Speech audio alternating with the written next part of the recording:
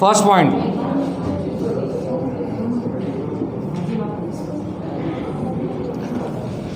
to increase agricultural productivity. Agricultural productivity.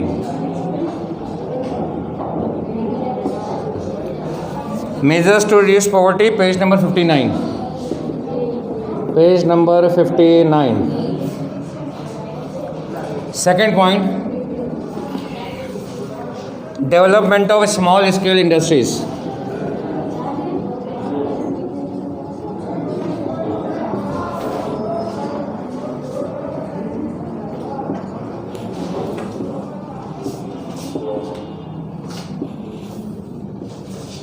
Point number 3, use of appropriate tax policy. Point number 4, rise in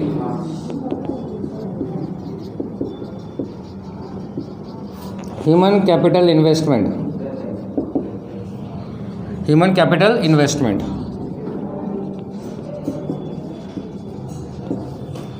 And fifth, last point, goods and services. Goods and services at reasonable rate. At reasonable rate. These are measures to reduce poverty.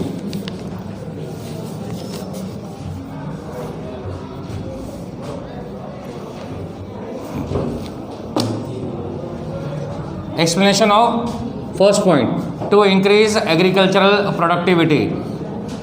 These are measures to reduce poverty, means how poverty can be reduced by taking different steps. The first one is to increase agricultural productivity.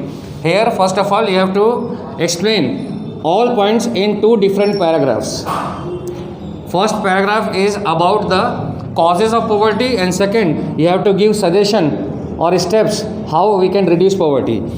To increase agricultural productivity, government is not able to, in first point, government is not able to, or we can say majority of population living in rural area, they are unskilled, they are uneducated, they are not able to utilize modern equipments for increasing agricultural productivity, they are not getting sufficient irrigation facility. As a result, productivity remains low, means agricultural production remains low. And due to beside this, in rural area, seasonal unemployment and disguised unemployment are mostly found.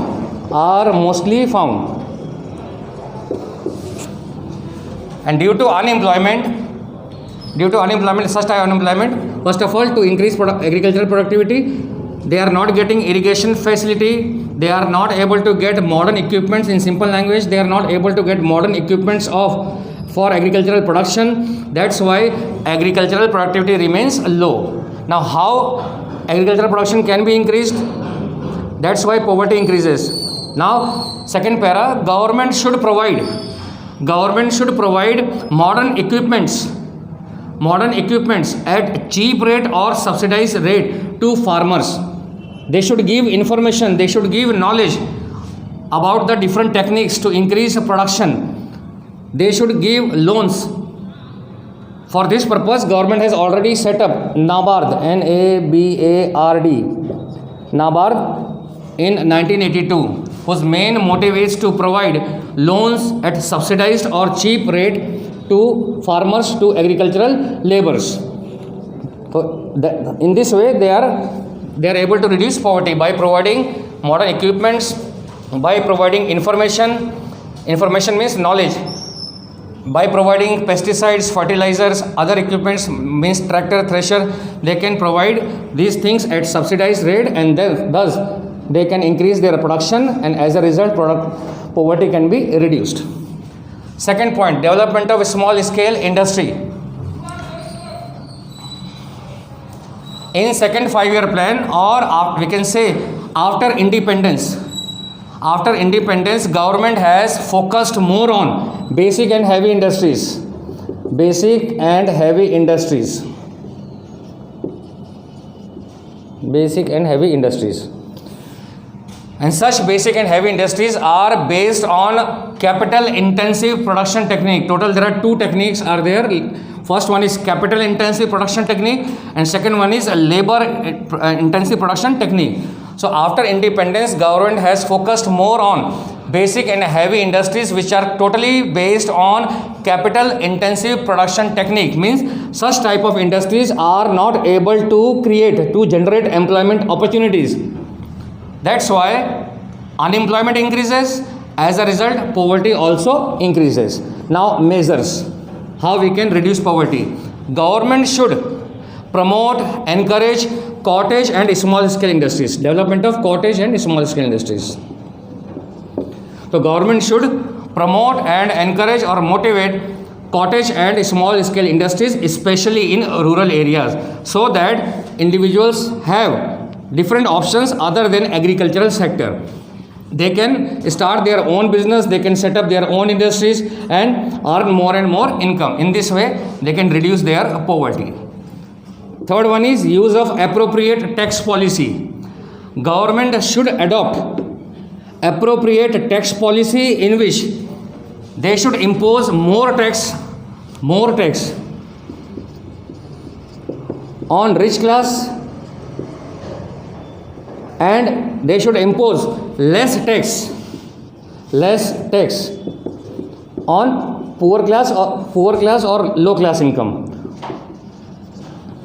And whatever tax they are collecting from rich class, such collected tax must be utilized for the development of poor section of the society. In this way, they can reduce the poverty of India. Fourth one is rise in capital investment. Human capital investment. Rise in human capital investment. In India, especially we are talking about individuals who are living in rural areas. They are unskilled, uneducated, or they have less knowledge. Less knowledge means here they are not able to utilize the equipments, modern equipments in a proper way in order to increase agricultural production. Beside this, they do not have any other skill so that they can divert themselves from agricultural sector to some other sector. Other sector means neither they can start their cottage industry, nor they are able to establish small scale industry because they do not have finance. So they are unskilled, they are uneducated, they have less knowledge, they have low income. That's why they are not able to invest money in cottage industry or small scale industry. Means they are not in a position to divert themselves from agricultural sector to other sector, to industrial sector or cottage industry. That's why it is the duty, that's why poverty increases. First one is, this is the reason of increase in poverty. Now what government should do? Government should provide vocational training. Vocational training means they should give training of different types of work to individuals. That is called vocational training. So they should provide vocational training. They should set up training institute.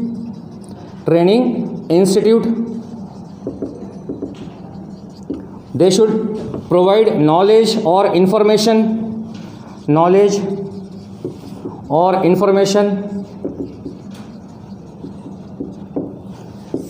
They should give education, we can say. They should provide education to farmers, to other individuals. So by this method, they can make those unskilled workers skilled one, uneducated educated one, and by providing knowledge how to increase agricultural production. For example, pesticides, how to use pesticides, when it is to be used, in what quantity it is to be used, such type of knowledge they should provide. In this way, by applying these things, government can increase the capability, earning capacity of individuals who are residing in rural areas, and when their income increases, poverty automatically reduces. Fifth and last point, goods and services at reasonable price.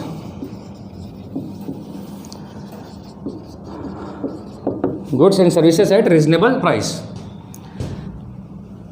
Individuals who are residing in rural areas, their income is low. Their income is low. And whenever, if income is low, and at that time, if price increases, then what happens? Their purchasing power reduces. Purchasing power reduces means when price increases, with low income, they are not able to purchase or buy goods and services in the same quantity as they were purchasing earlier. Means they are not in a position, whenever purchasing power reduces, they are not in a position to maintain their standard of living. Standard of living reduces. And when standard of living reduces, poverty increases. Now what government should do? Government should provide food, crops, food grains or essential items through public distribution system.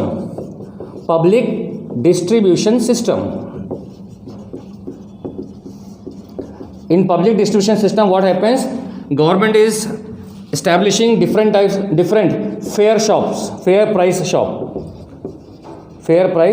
that is called ration shop. Through fair price shop under public distribution system, government should provide all essential commodities like wheat, rice, sugar, kerosene oil. All these products should be supplied to individuals, poor individuals, at very low price.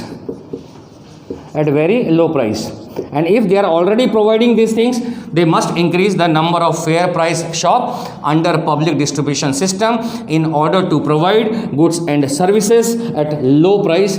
In this way also they can reduce poverty. And your chapter is completed. Poverty chapter completed. कर दो बंद साहब. अब any doubt in any point you can ask.